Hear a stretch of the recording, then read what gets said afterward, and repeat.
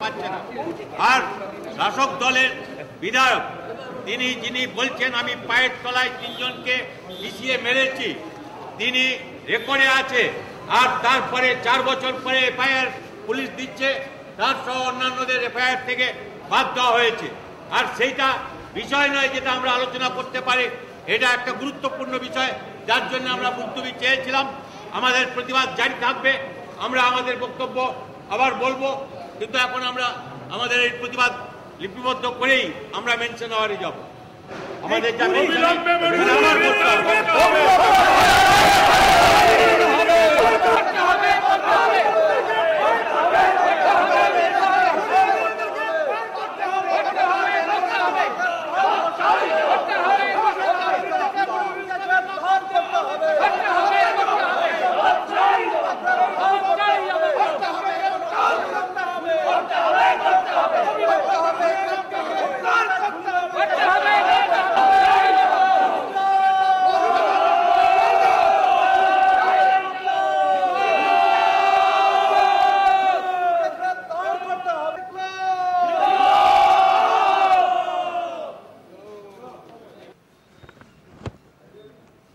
যা আজকে আনিসুর রহমান এবং অন্যান্যরা আমাদের সদস্যদের পক্ষ থেকে একটা মুলতবি প্রস্তাব আনেন। খুবই গুরুত্বপূর্ণ বিষয়ে আমরা যেটা মনে করি যে এ নিয়ে মুলতবি প্রস্তাব অনুমোদন পাওয়া উচিত। যেটা আমাদের প্রস্তাবে ছিল সেটা আমি পড়ে দিচ্ছি।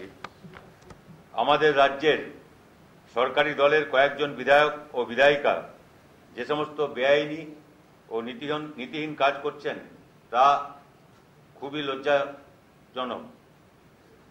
এইসব অপরাধীদের বিরুদ্ধে পুলিশের ভূমিকা শুধু একপেশেই নয়, মুখ্যমন্ত্রীর ঘোষিত নীতির বিরোধী।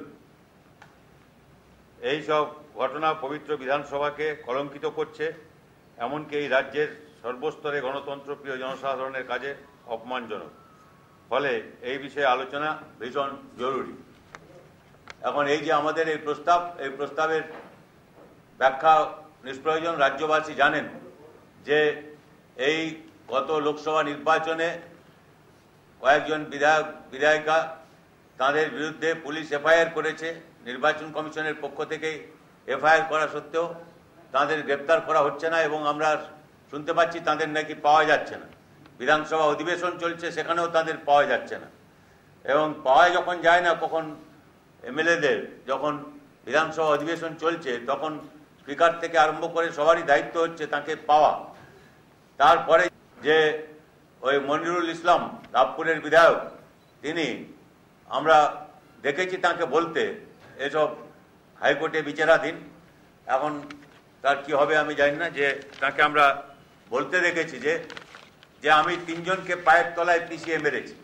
তার বাড়িতে এই ঘটনা ঘটেছিল, 3 জনকে হত্যা করা হয়েছে, এবং আমি আরেকজনের নাম ধরে বলেছেন তোমার মুন্ডুটাও আমি নিয়ে নিতে পারি।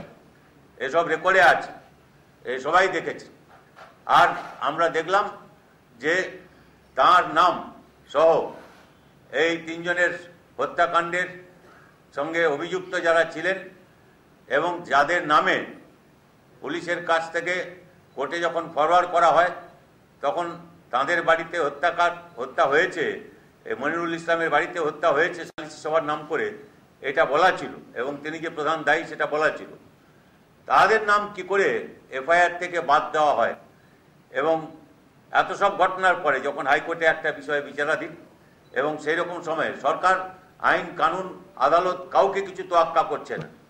আর বিপরীত পক্ষে আমরা দেখছি যে সরকার তাদের নিজেদের দলীয় সংঘর্ষ, শাসক দলের সংঘর্ষ হচ্ছে, এবং জঘন্য 4 জনের হত্যাকাণ্ড ঘটেছে আমরা দেখেছি। সেটা খুবই আমরা মনে করি নিন্দনীয়। কিন্তু সেই হত্যার সঙ্গে যুক্ত যিনি আহত হাসপাতালে আছেন তিনি নাম বলছেন যে এর নাম এফআইআরে থাকা উচিত। যাই হোক, ওই সব ওয়াজেদ আলী, আচ্ছা, মানে ওই ওয়াজেদ আলী না, ঐতিহাসিক না, ইনি, যাই হোক, ইনি এর নাম জড়িত, এর নাম এফআইআরে নেই। অথচ আমাদের নেতা কান্তি গাঙ্গুলি সহ একজনকে তো গ্রেপ্তার করা হয়েছে, আর কান্তি গাঙ্গুলিকে গ্রেপ্তার করা হবে বলে এফআইআর নাম নথিভুক্ত করা হয়েছে। এই হচ্ছে আজকের দিনের চিত্র। বিপরীত চিত্র আমরা দেখতে পাচ্ছি, পরস্পর বিপরীত চিত্র। এরা মোট কথায় তিনজন হোক, আমি যে তিনজনের খুনের কথা বললাম, আর অন্যদিকে শাসক দলের যে 4 জন খুন হয়েছে তাদের কথা বললাম, 4 3 যোগ করলে 7 হয়। 7 খুন করলেও মাপ। এই যারা শাসক দল তারা 7 খুন করলেও মাপ, যা বলে 7 খুন করলেও মাপ। আর যত অপরাধ হচ্ছে সে অপরাধ হচ্ছে কেবলমাত্র যারা আমরা বিরোধিতা করছি, আমাদের নেতৃত্ব তাদের এসবে ফাঁসানো হচ্ছে। আর আমাদের এই কথাটা বলবার অধিকার, বিধানসভার মধ্য থেকে প্রতিবাদ করবার অধিকার, একটা মুলতবি প্রস্তাব নিয়ে আলোচনা করবার অধিকার সরকার এড়িয়ে যাচ্ছেন। আজকে শুক্রবার মুখ্যমন্ত্রী হাউসে আসার কথা, আশা ছেড়ে দিয়েছি আমরা। ওর আশার আশা আমি ছেড়ে দিয়েছি, একটা অন্তত একটা তালব্যস, সেটা আশার আশা আমরা ছেড়ে দিয়েছি।